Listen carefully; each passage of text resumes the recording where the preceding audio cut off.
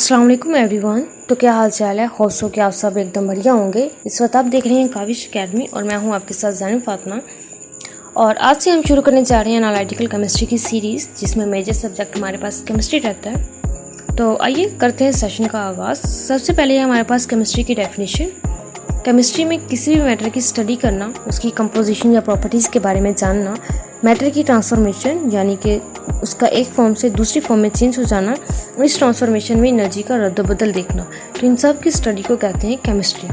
Word chemistry में मौजूद हर alphabet अपनी एक अलग आइडेंटिफिकेशन रखता है।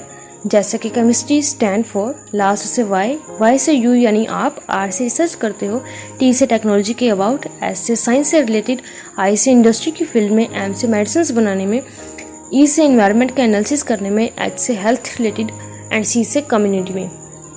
तो इन सब वर्ड्स की सिंबलाइजेशन से पता चला कि केमिस्ट्री हमारी लाइफ के ऑलमोस्ट हर फील्ड में ही इन्वॉल्व है।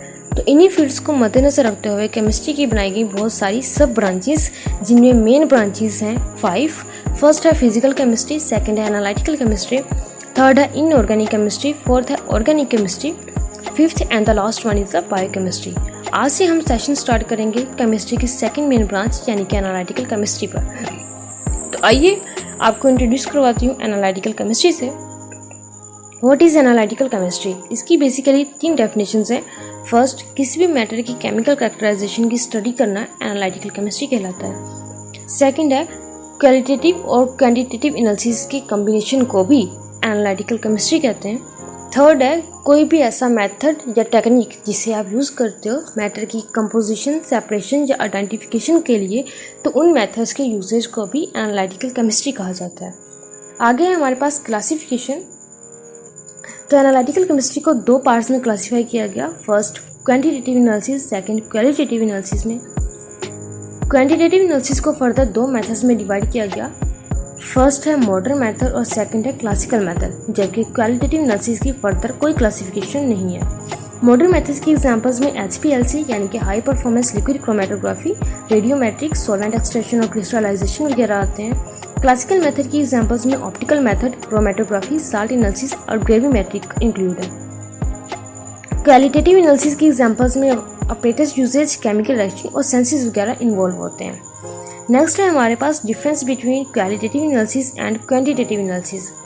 तो क्वालिटेटिव एनालिसिस में आप क्वालिटी यानी सैंपल में मौजूद कंपोनेंट की नेचर के बारे में बताते हो। क्वांटिटेटिव एनालिसिस में आप क्वांटिटी यानी सैंपल में मौजूद एनालाइट के अमाउंट के बारे में बताते हो। क्वालिटेटिव एनालिसिस में आप सैंपल में मौजूद एलिमेंट्स, आयंस और कंपाउंड्स की आइडेंटिफिकेशन करते हो, जबकि क्वांटिटेटिव एनालिसिस में आप बताते हो कि हाउ मच वन और more constituent present in sample. Qualitative analysis को क्वालिटिफिकेशन भी कहा जाता है। इसी तरह क्वांटिटेटिव एनालिसिस को क्वांटिफिकेशन भी कहते हैं। क्वालिटेटिव एनालिसिस की एग्जांपल्स में साल्ट एनालिसिस और सेंसेस वगैरह आते हैं, और क्वांटिटेटिव एनालिसिस की एग्जांपल्स में वॉल्यूमेट्रिक और ग्रेविमेट्रिक वगैरह इंक्लूड है। नेक्स्ट हमारे पास है मेथड्स। तो एनालिसिस के 2 मेथड्स हैं। फर्स्ट है क्लासिकल मेथड, सेकंड है इंस्ट्रूमेंटल मेथड। क्लासिकल मेथड को फर्दर 2 मेथड्स में डिवाइड किया गया है। First gravimetric, second volumetric. Gravimetric gravity से बना है, जो आपको मैस के बारे में बताता है, और ये एनालिसिस डायरेक्ट और इनडायरेक्ट दोनों में से की जाती है। सेकंड मेथड वॉल्यूमेट्रिक मेथड, जो कि आपको वॉल्यूम के बारे में बताता है, और ये ऑलमोस्ट हर तरह की टाइट्रेशंस में यूज़ होती है।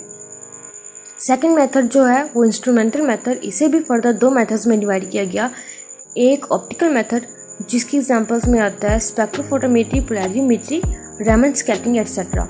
सेकंड है हमारे पास इलेक्ट्रो एनालिटिकल मेथड्स, जिसमें पोटेंशियोमेट्री यानी कि जो आपको पोटेंशियल के बारे में बताता है, वोल्टामेट्री वोल्टेज के बारे में बताता है, कंडक्टोमेट्री करंट यानी कि इलेक्ट्रिसिटी के बारे में बताता है, और कॉलोमेट्री आपको इंटेंसिटी के बारे में बताता है।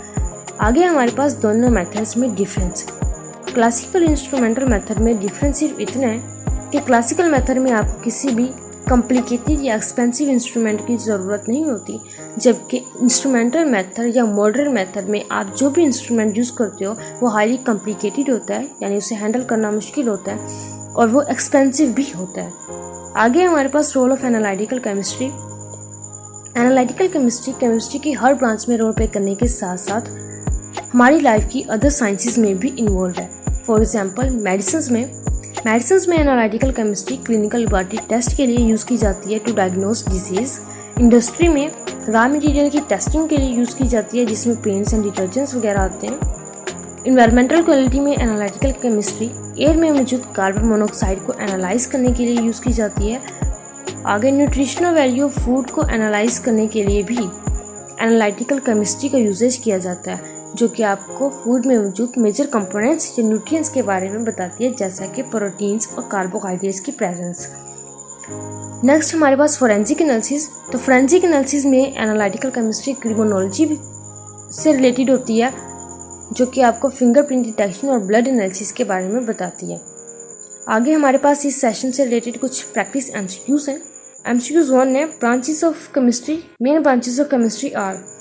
केमिस्ट्री की वैसे तो बहुत सारी ब्रांचेस हैं, लेकिन यहाँ पे कीवर्ड है मेन ब्रांचेस, तो मेन ब्रांचेस है 5, तो C is the correct option. MCQs 2 है analytical chemistry are. Option A है क्वालिटेटिव, तो क्वालिटेटिव भी होता है। ऑप्शन बी है क्वालिटिफिकेशन, तो क्वालिटेटिव एनालिसिस को ही क्वालिटिफिकेशन कहा जाता है, तो ए और बी दोनों सेम ऑप्शन हो गए। सी ऑप्शन है क्वांटिफिकेशन और डी ऑप्शन है बोथ बी एंड सी, तो करेक्ट ऑप्शन है हमारे पास डी। एमसीक्यू 3 है volumetric and gravimetric are included in. Option A है क्लासिकल मेथड, तो दोनों ही इनएक्सपेंसिव मेथड्स हैं, तो इस लिहाज से A is the correct option. B option है क्वांटिटेटिव एनालिसिस, दोनों ही आपको क्वांटिटी बताते हैं, एक आपको वॉल्यूम बताता है, दूसरा आपको मैस बताता है, तो इस तरह से बी ऑप्शन भी करेक्ट हुआ। सी है इंस्ट्रूमेंटल मेथड, तो ये रॉन्ग हुआ क्योंकि दोनों इनएक्सपेंसिव मेथड्स हैं। और डी ऑप्शन है हमारे पास बोथ ए एंड बी, तो करेक्ट ऑप्शन हुआ हमारे पास डी। एमसीक्यू नंबर 4 है instrumental method are also called.